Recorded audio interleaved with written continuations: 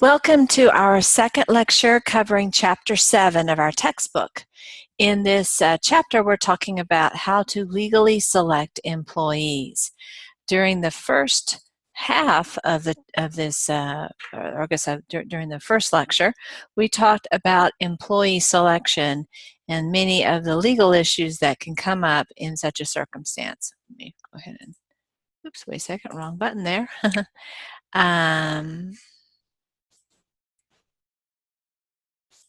Okay, here we go. Not quite sure why that's not working, but in any event, we won't worry about that right now. So we have this one checked off, and we will go on to our next. So the rest of the presentation, hopefully today, or in this lecture, or perhaps in a future lecture, we will cover how discrimination can occur in the selection process and what to do to avoid that. This is useful to you both as somebody who is likely to be interviewed many times in your life, as well as somebody who will interview many times in his or her life. Then we'll talk about the verification of employment eligibility. This is most commonly referred to as the I-9 process. We won't be able to do a very deep dive on this topic. It's a very complex topic, but we'll at least introduce you to some of the concepts. And then we will briefly talk about the employment relationship, how that relationship works, and what the legal impact can be for both the employer and the employee of that having that legal relationship. So we're going to fast forward. And again, we were talking about the employee selection process during the first lecture. Now we're going to discuss the topic of discrimination in the selection process. The following are three important federal laws that relate not just to the selection process, but also the entire employment relationship. Let's look at these for just a second. Let me pause and say that when I was in law school, I had two courses over just these statutes. And so really what we're just going to be able to do is introduce you to the idea. We're not doing a very deep dive at all. In your career, you're likely to attend many presentations about these topics. One of the most important things to keep in mind when you're learning about these topics is to understand where you have mastery, where you've received enough information, and where you don't have enough information. And in fact, really throughout this course, that's an important idea to keep in mind. There's no topic in this course that we do anything more than just a cursory introduction. And sometimes when you are exposed to, say, 10% of the topic, if you don't know what the other 90% are, you can feel like, wow, I know pretty much all there is to know about this topic. And that can cause you to make some mistakes that may negatively impact your career or your employer's options in a particular situation. So keep in mind that there is on all these topics a tremendous amount of information that unfortunately we just don't have enough time to cover, and frankly you would probably be bored to tears if we did a greater, deeper dive into these topics. So always keep in mind that your HR professional, when we're talking about employee issues, or your attorney will be the one that will give you a lot more information. And of course, the presentation I'm making here isn't going to get into the specific situation. So if you're in a situation where the attorney is saying, oh no, that's not how it works here, trust him or her. Many times there are particular circumstances that result in a different resolution to an issue than maybe the little bit of information I provided here might suggest. So let's get started. The Civil Rights Act of 1964 was passed just after President Kennedy was assassinated and President Johnson became president. Its more common name is Title VII. That's what most people call this particular statute. I'm going to go ahead and just end this for just a second and go back to it. Here we go.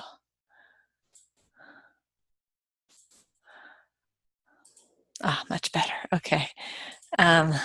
Okay, so this is the most important anti-discrimination statute that relates to the employment situation that we have in the United States. Even though the law was passed in 1964, it has been updated many, many times. The original categories of protection, though, haven't changed, although they have expanded, and in some cases the remedies available have increased. This is the long name for the statute, but for our purposes, the name that is most important for you to know is Title VII. And typically it's written in Roman numerals because that's the part of this larger statute that relates to the employment context. And we can see here that we have several different categories that, of circumstances that are protected. One category is that we are protected against discrimination based upon our sex. And in this context, we're talking gender.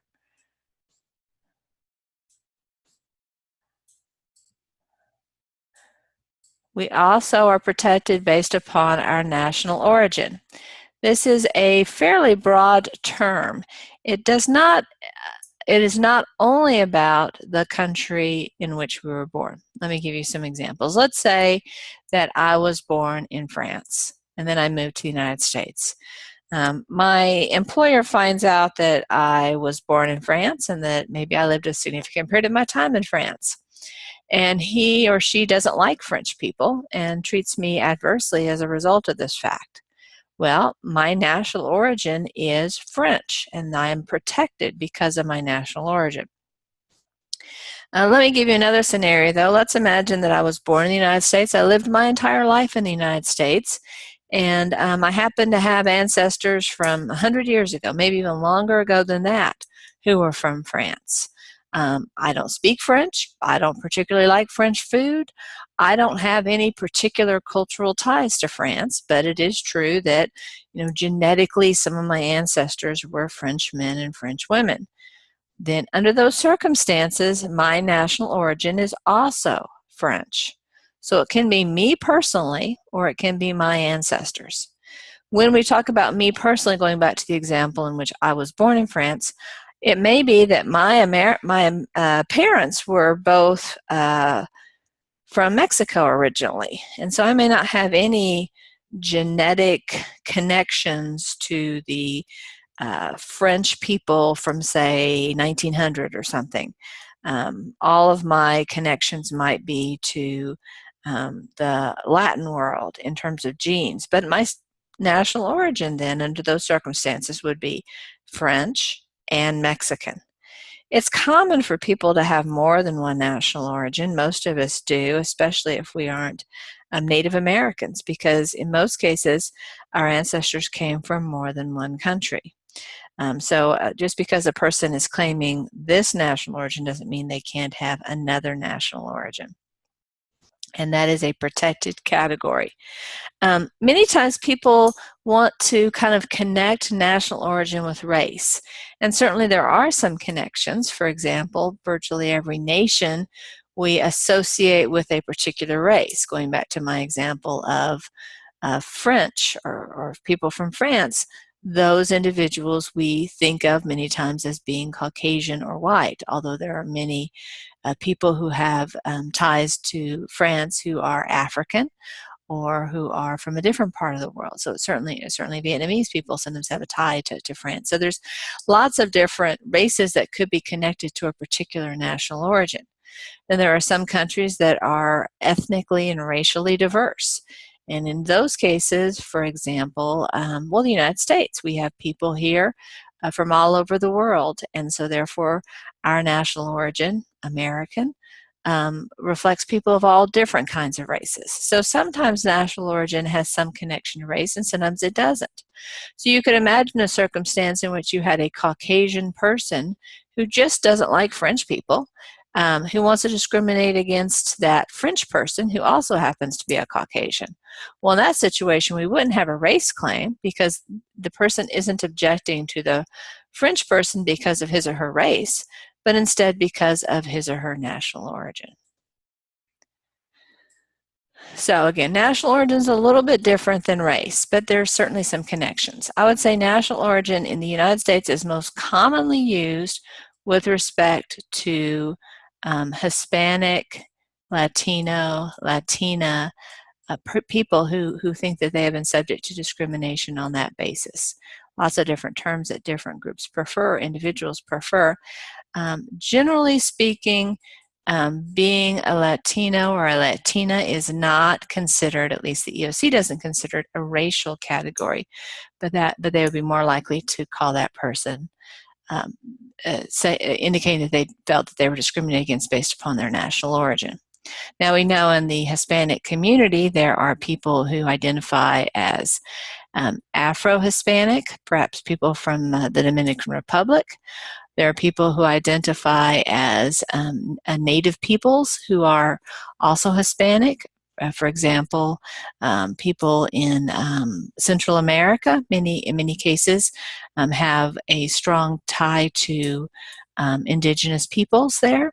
And then there are people who are Hispanic who identify more with European ancestors. And so there can be a range, and actually there are Hispanic people who have ties to the Asian community as well. In many Latin American countries, there is a significant Asian population. So again, it can be a diverse category when we use the term Hispanic. So usually we don't think about it from a legal perspective as a racial category, but more as a national origin category.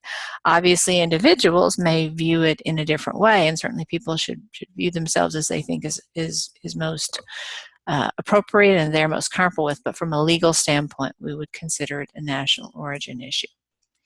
Sometimes people say, well, what's the difference between color and race? Well, if you study very much about race, you'll soon learn that race is a social construct, that there really is no gene or characteristic that you can say, well, people who have X characteristic are this race, people who have Y characteristic are that race. There are some markers that are more common in certain racial groups than others. For example, Tay-Sachs disease is more common amongst people from sub-Saharan Africa and amongst, I think, certain other groups, some of which don't have a tie to the African continent. Then there are other genetic conditions that are more common for other parts of the world. For example, Tay-Sachs is more common. Did I say Tay-Sachs? I mean before the sickle cell anemia was the sub-Saharan Africa one. Tay-Sachs is more common amongst Sephardic Jews and also amongst people from Cajun parts of the world. And so you'll see that there are certain concentrations in certain ethnic and racial groups, but it's not that every person who lives in sub-Saharan Africa has the gene for sickle cell, and it's not that every Ashkenazi Jewish person has the trait for Tay-Sachs. There's just somewhat of a tendency. It's also true that it's more common, for example, for, say, a Swedish person to have blue eyes than for a Japanese person to have blue eyes. But not all Swedes have blue eyes, and it's not unheard of for people in Japan to have a non-brown eye. So there's a variety of expressions of physical characteristics and other manifestations like that. So while there are tendencies for certain groups to have certain characteristics, it's certainly not an automatic thing. And in fact, studies indicate that many of the lines that we draw between races are pretty arbitrary. And so having said all of that, it's still a thing that we have in our culture that we recognize that, or believe in some sense that these differences are meaningful.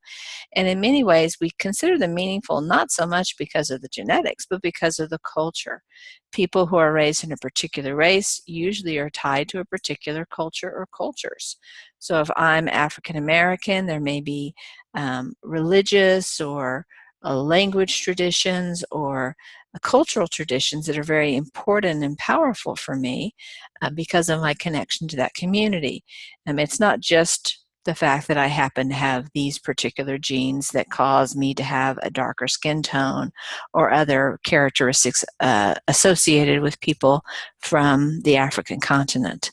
And so race is a much more sophisticated and much more involved concept than simply what your genes say. Okay, so let's talk about the idea of color here.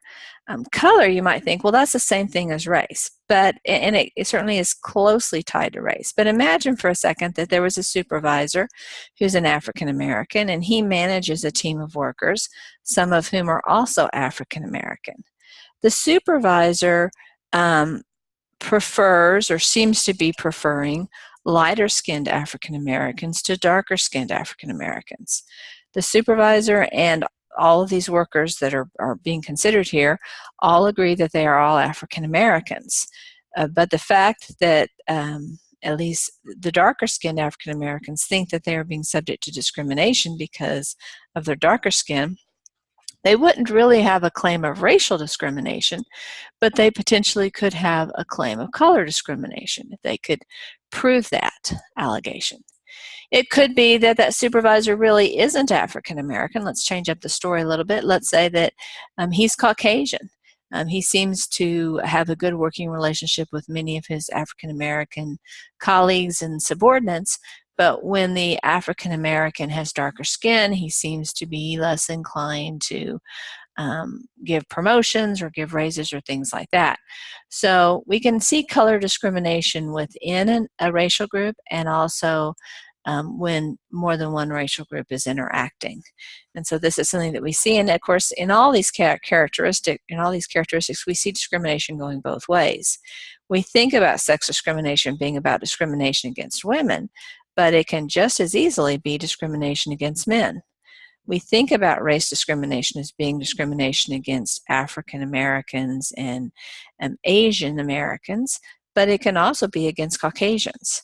Similarly, color discrimination can be against people who have darker skin tones or darker hair, but it can also be about people who have lighter skin tones or lighter hair color. So it goes both ways. All of these types of discrimination can occur in what we call reverse discrimination. One thing I forgot to talk about when we're talking about sex, let me just go back to make sure I don't forget, and that is sex discrimination is a bit of a larger category than some of these others, because sex discrimination, the reality, unlike these other issues or constructs that we've talked about to this point, that are really more socioeconomic or cultural, sex differences are real. I mean, that we may exaggerate them in our culture, but I mean, the fact is that a man and a woman are biologically different. The bodies are different, the brains are somewhat different. There are genuine differences, and those differences have an impact upon the choices that person might make in their life. For example, no big surprise here, only women can give birth. Only women can become pregnant. Only women can nurse their children. So those are things that are unique to the female of the species. There are also other differences. For example, a woman is likely to be physically smaller than a man.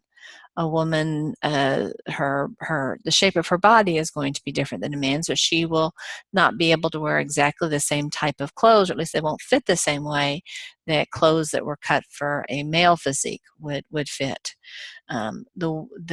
Where her physical strength lies is going to be somewhat different on the body than it would be for a man. So those are all differences. So as a result, the law doesn't just say, well, you can't treat women, you can't discriminate against women, but there are some specific ways in which the law says we are going to require that employers don't treat women disadvantageously, even about those things that are special to women. So for example, there's a statute called the Pregnancy Discrimination Act. It's actually not a standalone statute, but it's an amendment of this act. And this prohibits discrimination related to pregnancy, both in terms of women who get pregnant, as well as women who give birth, as well as women who choose to terminate a pregnancy. Those are all circumstances of that pregnancy discrimination is prohibited.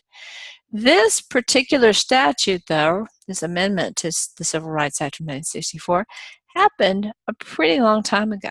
And so its notions about what pregnancy discrimination is may seem a bit old-fashioned to us in the 21st century.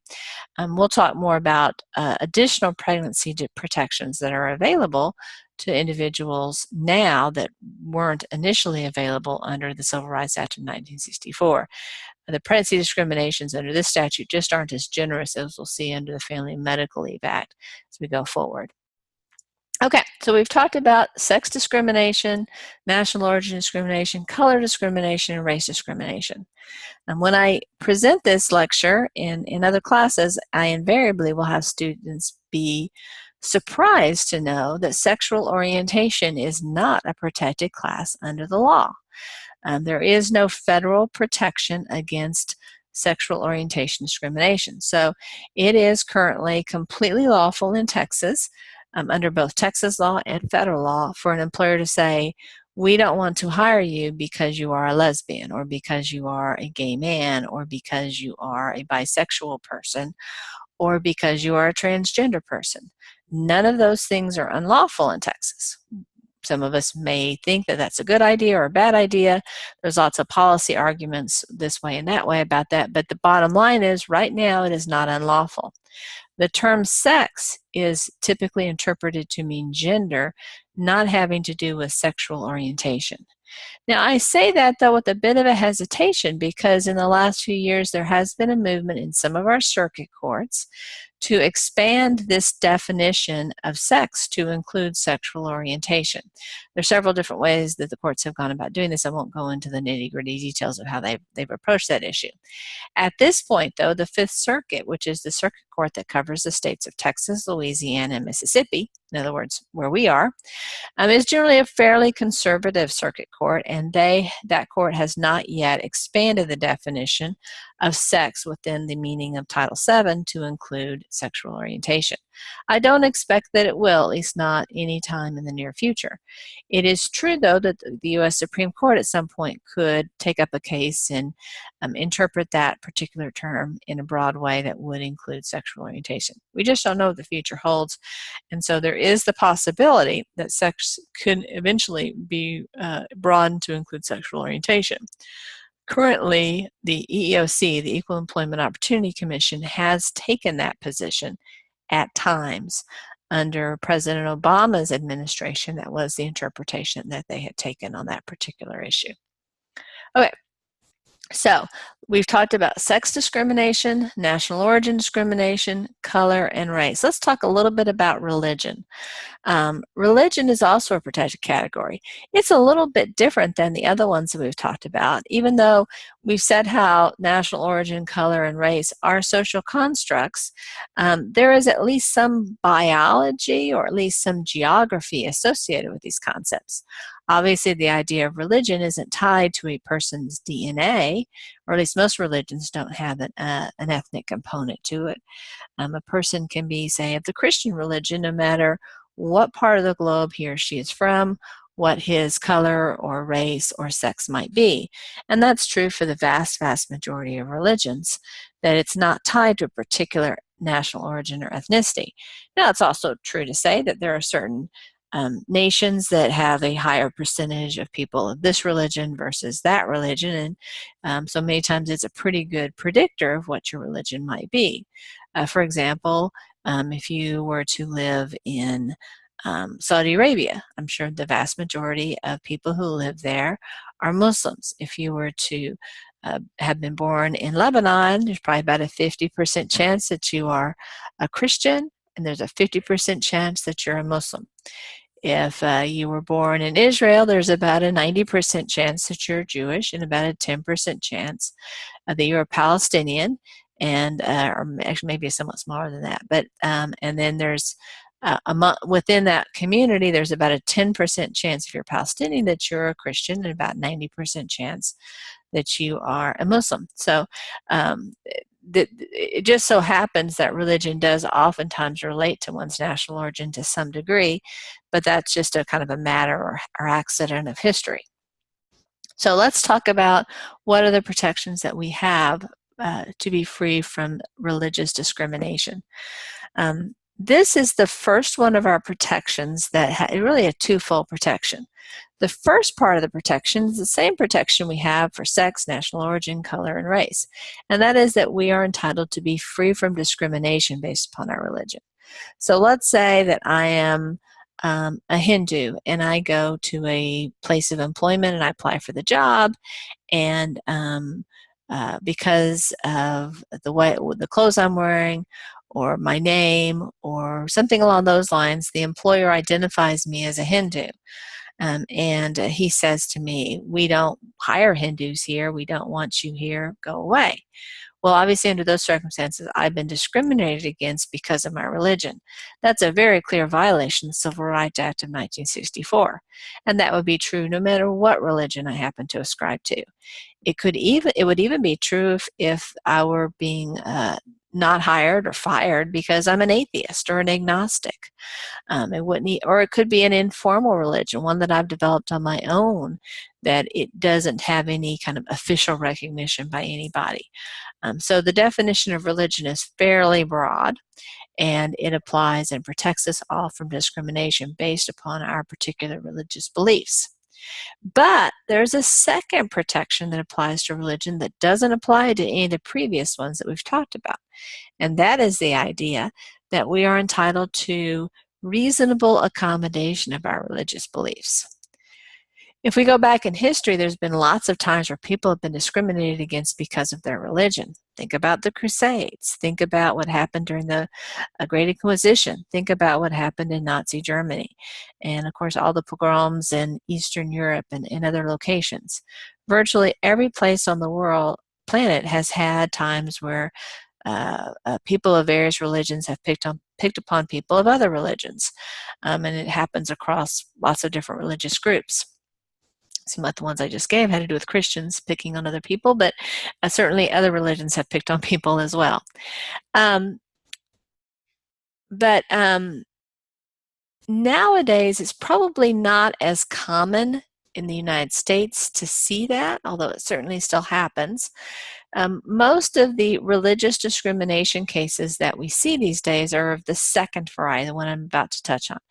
And this occurs when a person, again, we'll go back to the example that we'll change it up. We'll say that I'm a Seventh-day Adventist, which is a type of Christian who worships on Saturday. That's the seventh day of the week. That's where the seventh day comes from, instead of Sunday. As you probably know, most Christians worship on Sunday, but again, this group has a different Sabbath. Okay, so anyway, I'm a Seventh-day Adventist. I interview for a job. My employer hires me, probably doesn't even know I'm a Seventh-day Adventist unless I happen to volunteer that information. Or maybe I went to a college that has Seventh-day Adventist in the name or something along those lines, but probably they don't know. I start working and then I say, wait a second, I can't work on Saturdays because that's my Sabbath. I'm prohibited from economic activity under those days. Well, my employer, maybe it's a restaurant, maybe it's a hotel, says, wait a second, Saturdays are our busiest day. We need you here doing your job. Maybe I'm cooking, maybe I'm washing dishes, maybe I'm waiting tables, maybe I'm the head chef. And so my employer may not be happy with me taking off those days. It's not that he has a problem with me being a Seventh-day Adventist. He has a problem with me being absent on Saturday. He'd have the same problem if I were saying I need to have Fridays or Saturdays off because I like to golf all day or because I like to go hiking. He doesn't care what I'm doing. His issue is that I'm not doing my job at my place of employment. So that's not really, my employer isn't really evidencing religious discrimination, but he is failing to reasonably accommodate my religious observance. And that's the second category that Title VII protects the religiously observant person from. So I am protected, my employer has to reasonably accommodate my religious customs and my religious beliefs, at least to the extent that they don't create an undue hardship for my employer. These typically arise in two big areas. The big one, as I said before, was when I need time off. The time off could be every Saturday or every Sunday or every Friday, or it could be particularly important religious holidays, Rosh Hashanah, Yom Kippur, Christmas, Easter, Diwali, or other special days in other religions. It could also be that, so that's one issue, that I need to have particular time off. It could also be that my religious beliefs affect how I perform my job. Oftentimes this has to do with what I am able to wear, or how I am able to present myself because of my religious beliefs. So, for example, if I am a member of a religious group that believes that personal modesty is very important, and I were to apply to be a waitress at Hooters, I may feel that that's not consistent with my religious beliefs to wear the short shorts, and the tight t-shirt tops that they would wear. So that would be an example of how my religious beliefs might need to be reasonably accommodated, possibly, if it didn't create an undue hardship. So sometimes it has to do with dress or things along those lines. I'll give you another example. There's a case, it arises out of the New York City. A man who was a Sikh wanted to work in the subway system in New York. Sikhs, or observant Sikhs, do not cut their hair. They don't cut any of their hair, including, if you're a man, your facial hair. And so Sikhs will wear turbans in which all of that hair that they've grown throughout their life can be safely positioned so that it's not going to, impact kind of what they're doing over the course of the day. When this particular man would, or when he was hired to do this particular job in the subway system, and one of the things that he was required to do working in the subway was to wear a hard hat, so that if there was a cave-in in the subway system, he would be less likely to be injured because he had this head protection. Well, this gentleman was not able to wear the hard hat and his turban at the same time, and it was very important to him that he wear the turban. And so he said, "Look, I'm willing to accept the risk that I may get hit in the head by a rock. I get that. I don't want it to happen, but it's very important to me that I wear this turban. I understand logistically I can't do both, and so I'm willing to take the risk." Well, the city of New York said, "Well, okay, fine, that you're willing to take the risk, but we're not willing for you to take the risk." And their argument was really threefold. First of all, if you were injured, let's say you were knocked unconscious because of the rock, we'd have to go in and rescue you. And that would put other of your colleagues at danger to go in and rescue you, where if you had been wearing the helmet, perhaps you wouldn't need rescuing. So your choice to put yourself at risk isn't just you who's going to be at risk, but other people who are going to be at risk. And then the second impact is that even if your choice not to wear the hard hat wasn't going to affect any of your workers, it has the potential to cost the city money, because if you're injured at work, you're entitled to file a workers' comp claim. And then the city of New York would have to pay for your injuries, which could be significant if you were hit by a rock. So those are the two ways that the city said that it should not have to hire or employ this gentleman in this particular role because of his inability to, or his decision not to wear the hard hat. Basically, the city was saying it's an undue hardship on us to be required to make this exception for him. And in that particular case, the court agreed. They said it was an undue hardship, that this gentleman would need to make a choice. Either he would wear the hard hat and not the turban, or he would need to find other employment. Generally, when there's a safety aspect to the issue, almost always a safety wins, and the observant individual is going to have to choose whether to comply with the tenets of his or her faith and the safety requirements of the position. When it is accommodating a style preference, for example, let's say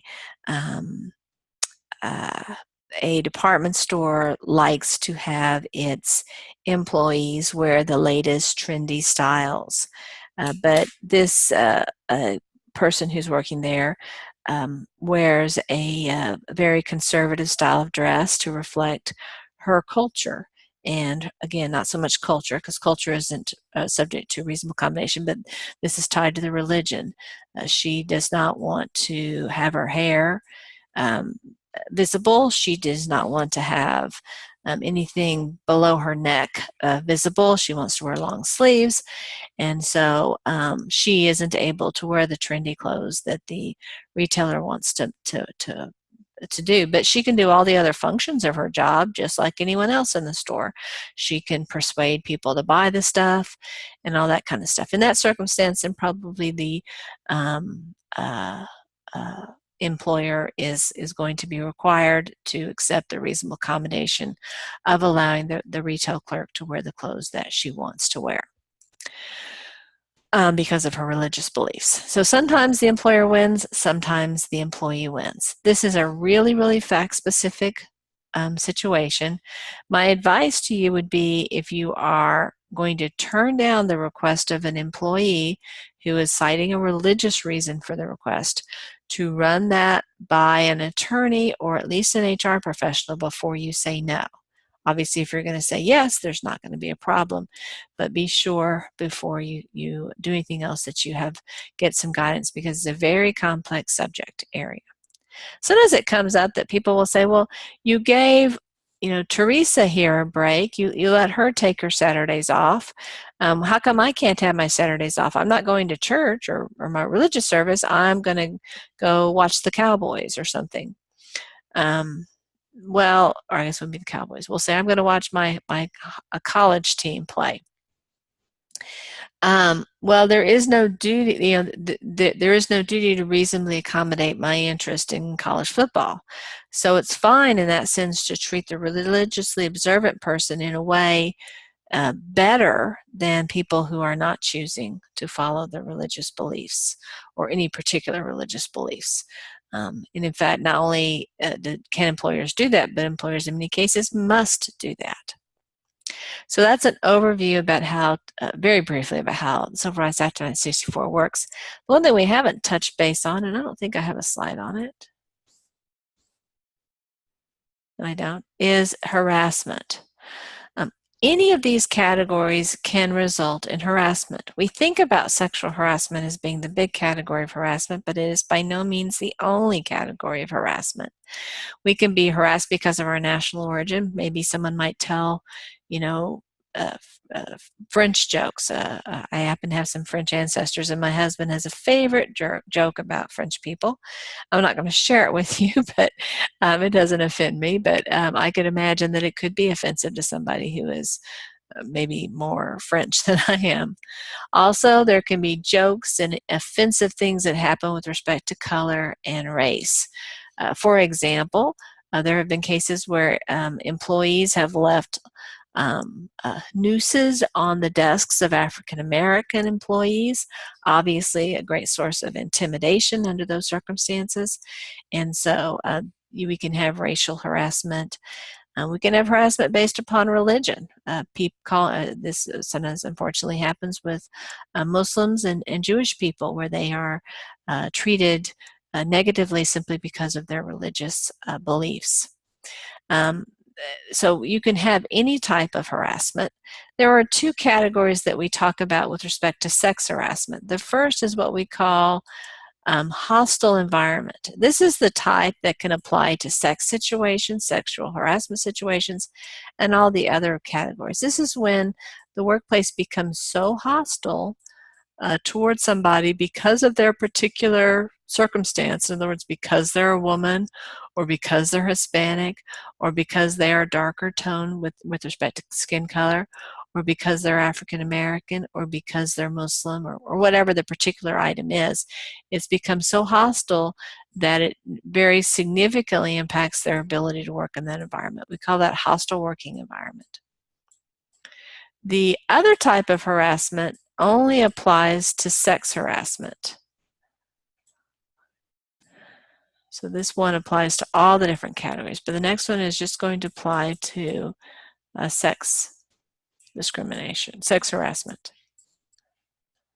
And that is quid pro quo. And we'll talk about quid pro quo in a bit, but just remember we'll have two categories here that are important for us to be aware of. So this is our discussion about Civil Rights Act 1964. Let's go on to the Americans with Disabilities Act. Actually, let's talk about the Age Discrimination Employment Act next. This was the next big employment law. So we're kind of doing these, we're going to do them chronologically. The next big one was this one. And it's called ADEA. This protects people who've had their 40th birthday from discrimination based upon their age as it relates to their employment circumstances. There is no reverse age discrimination claim under federal law. So you may recall I said before that you can file a Title VII claim if you're a man or a white person or of the Christian religion. That's absolutely valid claims. A reverse discrimination claim does fly under Title VII, but it doesn't file under ADEA. You can't say, well, I was discriminated against based upon my age and I'm 25. No, that doesn't work. There are some states, not Texas, but some other states that do have a reverse age discrimination statute, but not here, not in the state of Texas. So this law says that you can't be discriminated against because of your age. So if an employer says, no, we don't want a bunch of people with white hair around here, that would be an example of age discrimination. And there can be harassment based upon age. So instead of throwing that party where everybody puts black crepe on everything when a person's having a birthday party, or calls the eldest person in the workforce grandpa or grandma, those types of behaviors should be avoided because they can potentially create a hostile working environment, just like we talked about with the dirty jokes and things along those lines. So the next statute that came along was ADA, the Americans with Disabilities Act. And we'll have more information about this going forward, but the gist of it is that it protects employees and also candidates for jobs from discrimination based upon their disability status. It also requires that employers reasonably accommodate those disabilities up until the point that it creates an undue hardship. We'll talk more about that in slides coming up. Texas has very similar state laws with respect to all three of these categories. They virtually mirror the federal law. They're not more generous, they're not less generous. They're very, very similar to the federal law. As a result, we're not going to be talking about the Texas state law in any great depth for this particular topic. In other states, though, there oftentimes are significantly greater protections for individuals. For example, in the state of California, sexual orientation is a protected category. In many states, marital status is a protected category. So there can be additional protections. There's other states that have things like transgender or cross-dresser protections for individuals under those circumstances as well. So it's always a good idea if you happen to move to another state and you're working as a manager to be aware of what protections employees and candidates have to make sure that you are fully complying with the laws in your state. Okay, let's talk about interstate commerce. This is a term relating to, well, a little bit of background. There is a clause in the Constitution that talks about commerce, and it is called the Commerce Clause. And that clause is the basis of most of the authority that the federal government has to regulate our economy. The fact is that unless the federal government can point to a particular provision in the U.S. Constitution that gives it the authority to take a particular action, it can't take that action. And that's not true for state governments. State governments have the ability to take actions even if you can't find enabling language in the federal Constitution. So that's the difference between federal power and state power. So when the Civil Rights Act of 1964 was being passed, one of the things that Congress had to look to was, well, what is the basis? Why do we have the right to pass this law? We think it's a good idea. We think we want to pass it, but how are we going to be able to persuade the Supreme Court to find this law constitutional? Well, one of the things that they did was it said, well, we're going to restrict it to interstate commerce, that commerce that is discussed in the Commerce Clause. Commerce amongst the several states is the actual expression that's used. And that would be where we have the authority. We have the authority to regulate commerce, therefore we have the authority to prohibit employment discrimination in that particular commerce that we have the ability to regulate. And so it needs to be interstate commerce before the federal government can regulate. Now, of course, as I said before, Texas state law virtually mirrors those the federal law. So even if your particular restaurant or hotel isn't involved in interstate commerce, the Texas statute will apply to it. So the fact that the federal statute just talks about interstate commerce really doesn't protect you from not complying with these particular statutes. But even there, and by the way, most of the lawsuits that are filed with respect to employment discrimination are filed in federal court, because usually the federal statute is used as the basis for the lawsuit. But even when an entity is maybe just owned by people in Texas, maybe it's a mom and pop who open up a restaurant, you might think, well, that is no interstate commerce, but it probably does, because probably some of the patrons are from other states. Maybe they're visiting, or maybe the restaurant buys food and produce and meat and seafood from other states. Almost certainly there is some interstate component if the business is very big at all. So as a result, as a practical matter, the interstate requirement is very, very weak. There's an important case, it's the Heart of Atlanta case that said that hotels, because they're very likely to have guests from all kinds of states, are engaged in interstate commerce, even if their only location is in one particular state. So don't think that because we have to have interstate commerce, that's really limiting the ability of the government to regulate and prohibit discrimination in employment.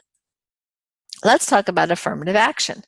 Generally speaking, private businesses don't have to get involved in affirmative action. Affirmative action, let's first of all define what that is. It's actively seeking people who happen to fit a particular demographic. So imagine that I am a police officer, or I am the police chief of a police department. And let's say that we only have 5% of our police officers are women.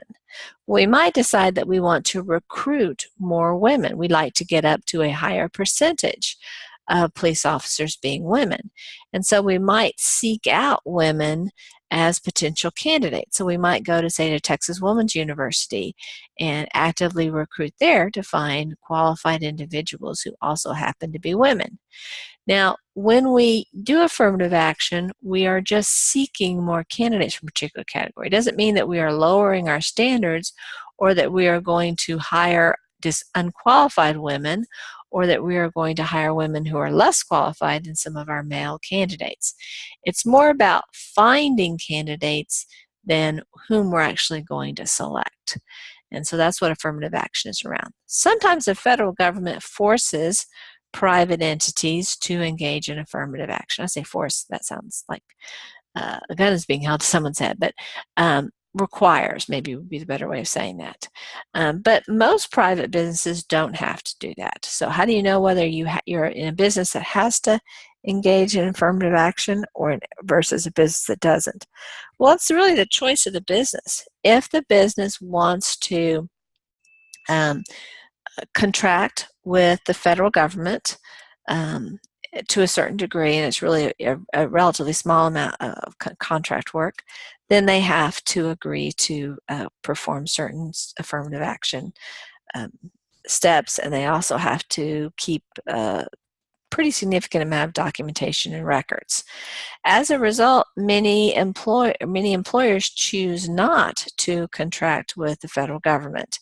Not so much because they're anti-affirmative action, although I'm sure there are some that are, but more so because it can be quite expensive to have all of those record keeping and all those tasks that have to be done that the federal government requires in terms of documentation.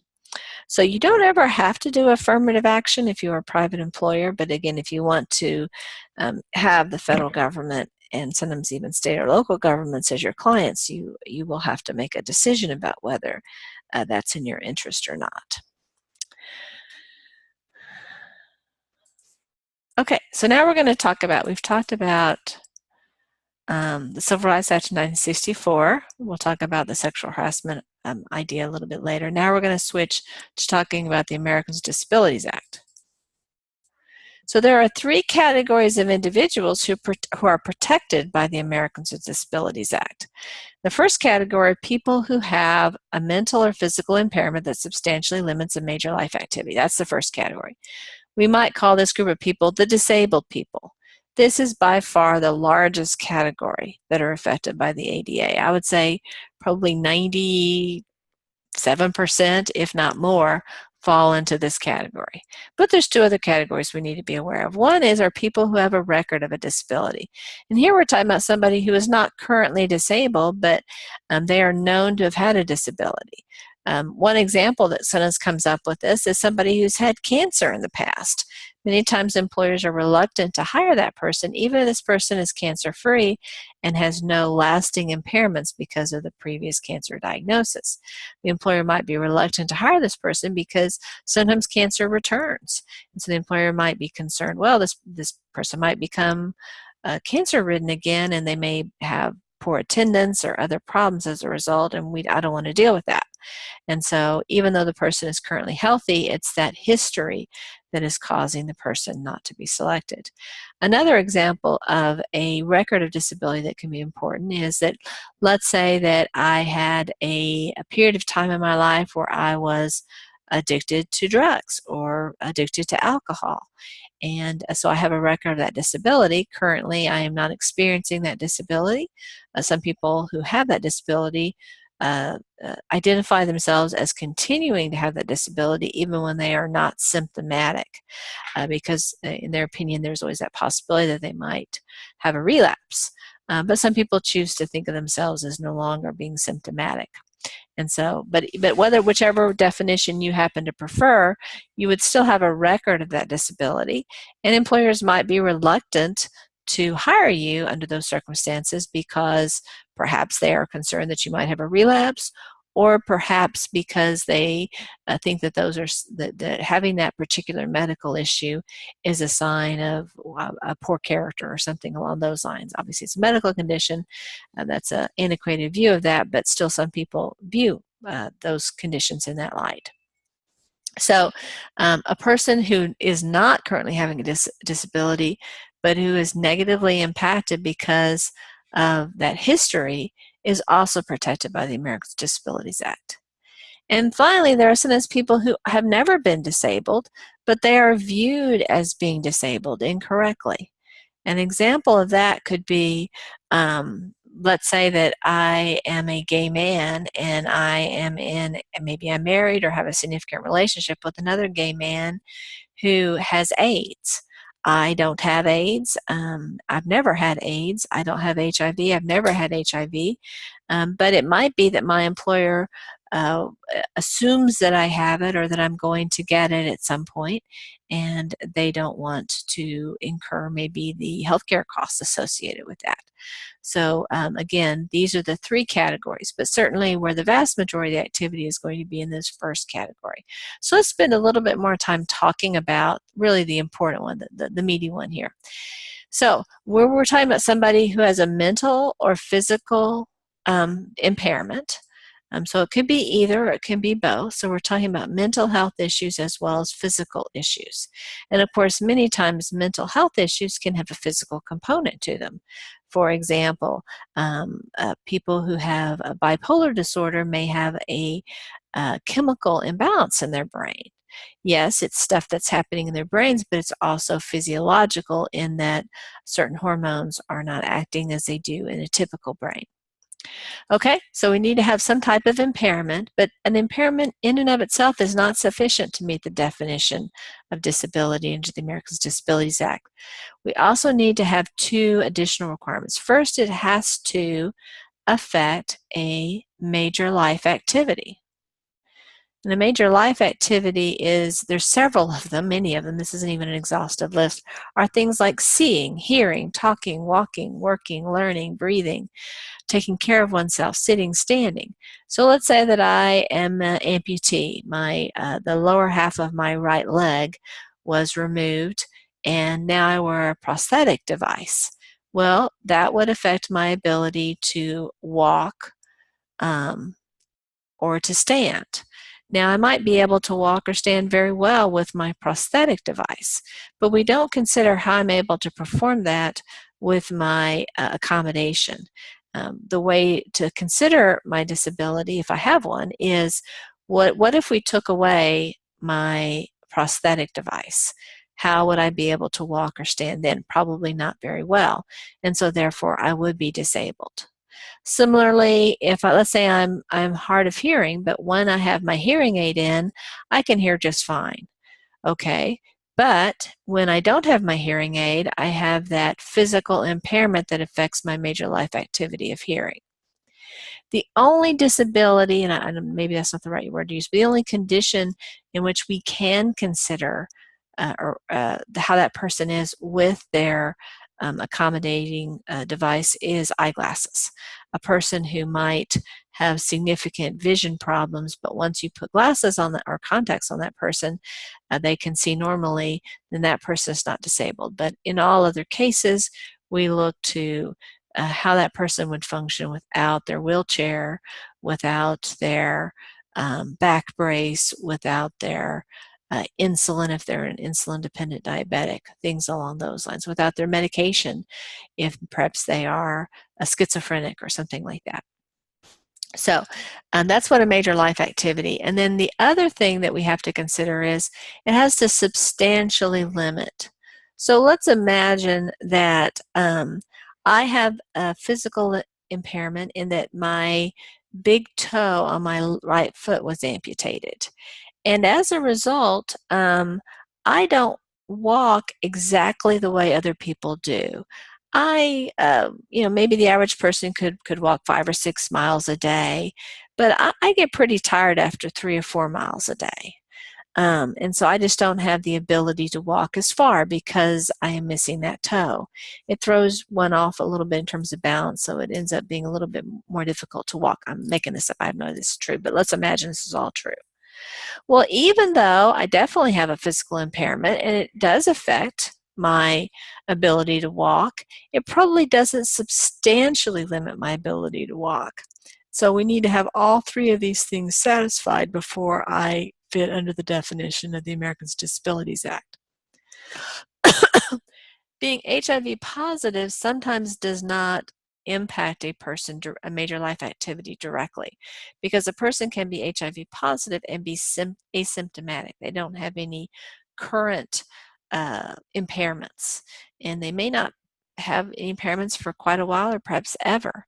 And so under those circumstances, they don't meet the ordinary definition of Category 1, but the statute specifically includes people with HIV. So they're kind of a carve-out. They're treated a little bit differently. All other conditions have to meet these requirements. A person is protected in the Americans with Disabilities Act if they fit into one of these three categories, but they're also protected if they are associating with somebody who meets these requirements. Imagine for a second that I applied to be a waitress in your restaurant, and during the conversation I mentioned that I have a special needs child. The child has cerebral palsy, and you immediately think to yourself, oh, this person is going to need to take time off work for doctor's appointments. This child is going to be sick more often than not. And so I don't want to deal with an absentee problem, so I don't want to hire this particular waitress. Well, guess what? Very possibly you have engaged in association discrimination. I myself, the applicant, is not disabled. I don't fit into categories 1, 2, or 3.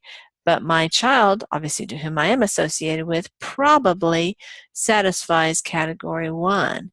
And even if she doesn't satisfy category 1, she probably satisfies category 2 or 3.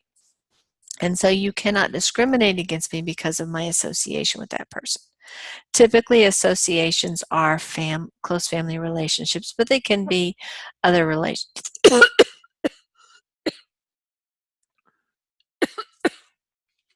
other relationships, including romantic relationships.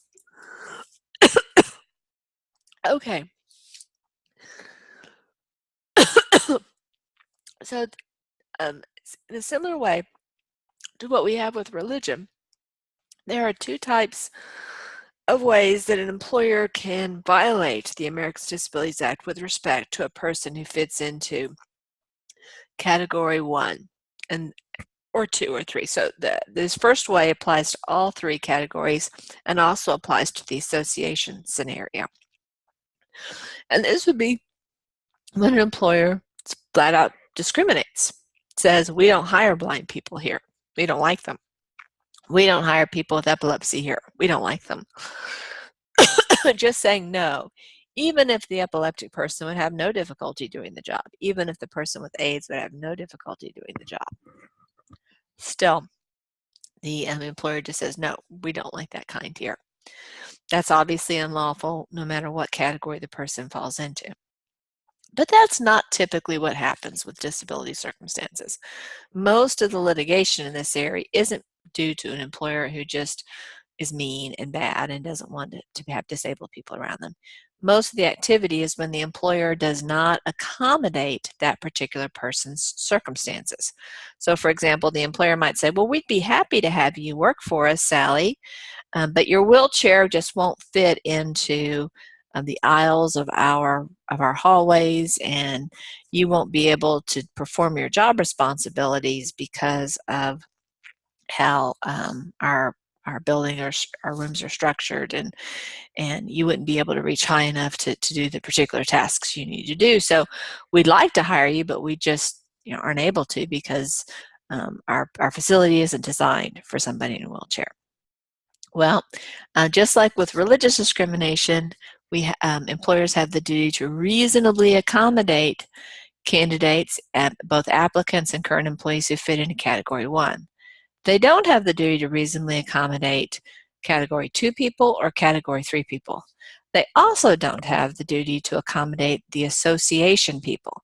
So going back to the example when I said that I had a child with cerebral palsy, well, guess what? You could fire me if I start missing time to care for my son or my daughter.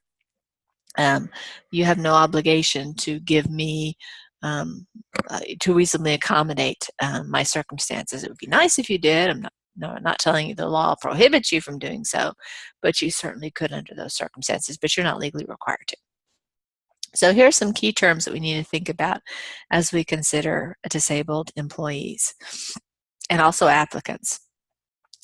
And the first question is, can the applicant or the employee perform the essential functions of the job with or without reasonable accommodation? Okay, so let's imagine that you are hiring a receptionist who is going to be responsible for greeting people in an office circumstance. He or she will need to welcome the person who's come through the door, contact, talk to the person and find out who they are here to see, contact the person who they're able to see. The receptionist also needs to, offer maybe coffee or tea or beverage of some type. And the receptionist also is from time to time asked to do some light typing, typically about 2 hours a week of light typing when there's overflow projects that require some typing. The person that you're hiring, she can do all of the tasks, but the light typing she can't do. She has a severe carpal tunnel in both of her hands and she just cannot type at all. But she can do all the other tasks. Well, do you have a receptionist to do those 2 hours of light typing?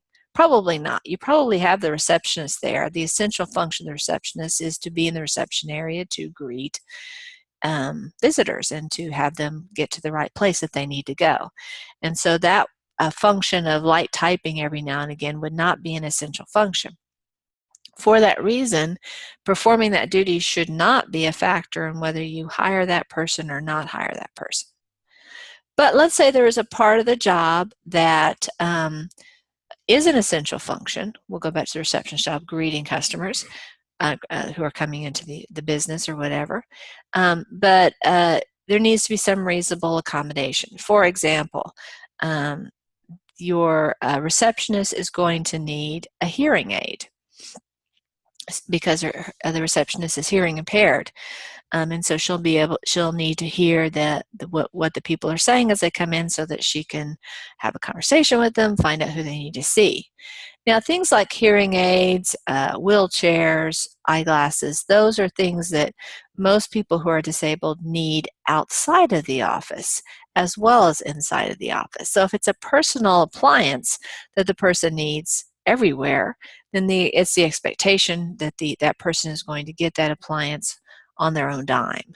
But let's assume for a second that there's something about this particular office that requires a different type of hearing aid. Maybe it's a very noisy office, and so this particular receptionist needs a more sophisticated hearing aid than she needs in her other life, one that is more tuned into differentiating sounds. And so under those circumstances, it could be that the employer needs to provide that receptionist with that more sophisticated hearing aid so that she can perform her duties. That would be a reasonable accommodation so that that receptionist could perform those duties. When the employer is choosing between the non-disabled receptionist applicant and the disabled receptionist applicant, the employer can't consider those non-essential functions that the disabled applicant can't do, the light typing in other words. Also, the employer can't consider the extra expense and hassle that might be required, again, getting the hearing aid for the disabled candidate. You have to assume, okay, well, let's not even think about what it's going to cost us or the hassle it's going to be about getting the hearing aid. But once we have that hearing aid, and so now our disabled receptionist can do the reception job just like the non-disabled receptionist can, then that's when the employer should say, which one of these two candidates is better? It might be that the non-disabled one is better, but the disability shouldn't be a function or part of that discussion. Sometimes accommodations can be unreasonable. Typically, the expense can be one factor. This really applies when it's a small business. If you're Marriott or Hilton or Darden's or Brinker's, you're not going to be able to successfully argue that it's too expensive. A more likely area for large companies is going to be that it is too disruptive of the work environment. For example, let's say that the receptionist, whenever someone walks in, the receptionist needs that person to put on a microphone in order for the receptionist to be able to hear. Well, that would be kind of a weird thing when someone's walking into a business for them to be required to be wired up so they could talk to the receptionist. That would probably make a lot of visitors uncomfortable because they're not quite sure what's going on. And so that could have a pretty significant negative impact upon the business. Even though it might not be an expensive thing to do, it might be the type of thing that could be considered an undue hardship. There's one more way that an employer can avoid having certain accommodations, and that is if there would be a direct threat either to the individual, the disabled person, or to coworkers, or to guests or other people that are third parties.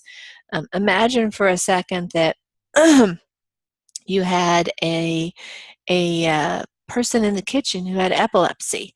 When he or she has an epileptic event, he or she doesn't have any warning. So he or she might be sauteing food over an open flame, or cutting up vegetables, or boiling water, or carrying hot plates, or all other kinds of things, and the epileptic seizure could happen, and that either the employee could be badly injured, or someone else in the environment could be badly injured.